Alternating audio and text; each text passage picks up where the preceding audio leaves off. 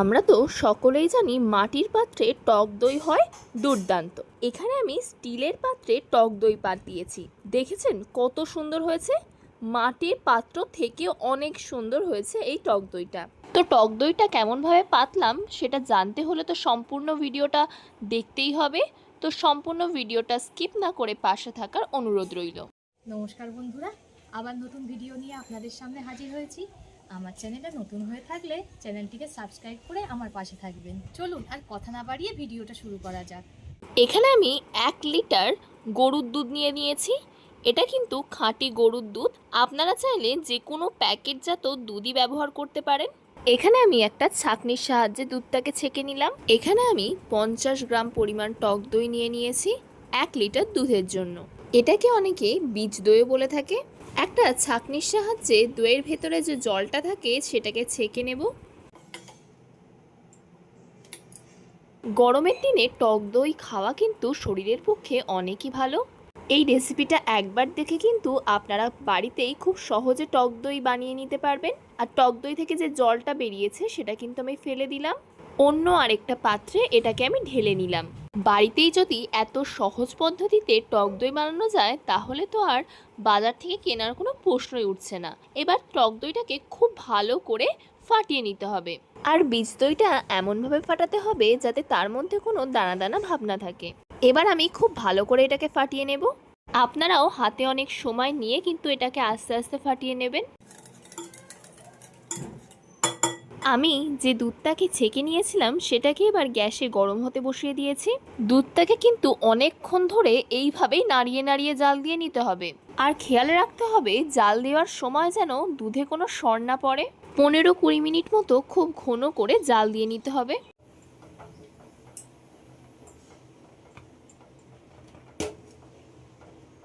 আপনারা কিন্তু বুঝতেই পাচ্ছেন আমি 1 মিনিটের জন্যও নাড়া বন্ধ করছি না। এইভাবেই অনেকক্ষণ ধরে জাল দিলে কিন্তু দইটা খুব ভালো পাতবে। এখন যা গরম পড়েছে এই সময় কিন্তু টক দই খেলে সকলেরই শরীর খুবই ভালো থাকবে। আর সবচেয়ে বড় কথা, মাটির পাত্রও দরকার নেই এই টক দইটা পাততে। স্টিলের পাত্রে, বাড়ি থাকা যে কোনো স্টিলের পাত্রে কিন্তু এটা আপনারা পেতে ফেলতে পারেন। আর একটা কথা তো বলতেই ভুলে গেছিলাম, আমার চ্যানেলে নতুন হয়ে থাকলে চ্যানেলটিকে সাবস্ক্রাইব করে আমার পাশে থাকার অনুরোধ রইল। দুধটাকে কিন্তু ঘন করে আমার জাল দেওয়া হয়ে গেছে। এবার এটাকে আমি নামিয়ে নেব। দেখুন দুধটা কিন্তু আমি নামিয়ে নিয়েছি, কিন্তু তাও কিন্তু হাতার সাহায্যে আমি এটাকে ভালো করে নাড়িয়ে নিচ্ছি। আর এবার এটাকে ঠান্ডা করে নেব। এইভাবেই নেড়ে নেড়ে ঠান্ডা করে নিতে হবে। আর অবশ্যই করে খেয়াল রাখবেন যাতে দুধ ঠান্ডা করার সময় কোনোভাবেই সর না পড়ে যায়। দুধটা কিন্তু আমার প্রায় ঠান্ডা হয়ে গেছে। একটা আঙুল বুড়িয়ে সহ্য হওয়ার মতন গরম রেখে দিতে হবে, একেবারে ঠান্ডা করলে হবে না। আমি যে এই বীজ দইটা ফাটিয়ে রেখেছিলাম তার মধ্যেই আমি এই হাতার 3 হাতা দুধ দিয়ে দিচ্ছি। দুধ দিয়ে ভালো করে কিন্তু ফাটিয়ে নিতে হবে।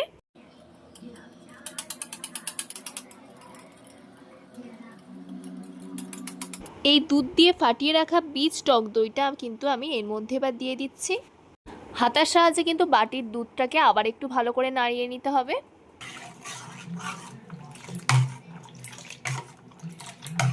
যত এইভাবে দুধটাকে নাড়িয়ে নেবেন ততই কিন্তু দইটা বেশি ভালো জমবে। অনেকের আছে দই পাতলে দই ভালো করে জমে না।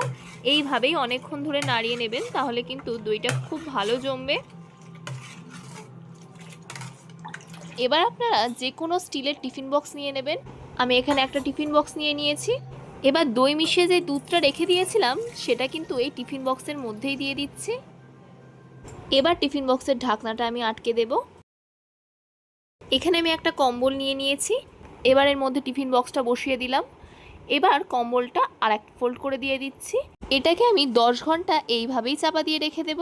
দই সাধারণত 10-12 ঘন্টার মধ্যে জমে যায়। আমি 10 ঘন্টা ঠিক এমনভাবেই চাপা দিয়ে রেখে দিয়েছিলাম, একটুও নাড়িনি বা একটুও খুলিনি। আপনাদেরকে দেখাচ্ছি কেমন হয়েছে।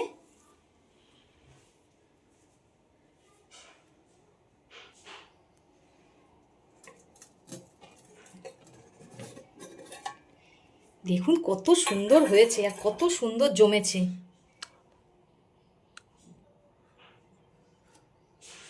দেখেই বুঝতে পারছেন কত সুন্দর জমেছে। আপনাদের কেটে দেখাচ্ছি, দেখুন দারুণ সুন্দর জমেছে।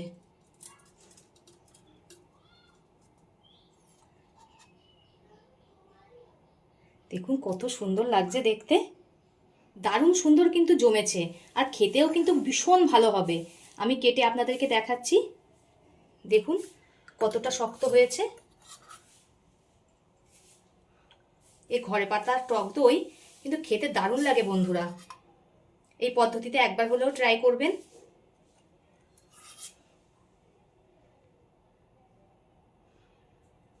তো আজকের ভিডিওটা এই পর্যন্তই। আজকের ভিডিওটা আপনাদের ভালো লেগে থাকলে লাইক, শেয়ার এবং কমেন্ট করে দেবেন। পরবর্তী একটা ভিডিওতে আপনাদের সাথে আবার দেখা হচ্ছে।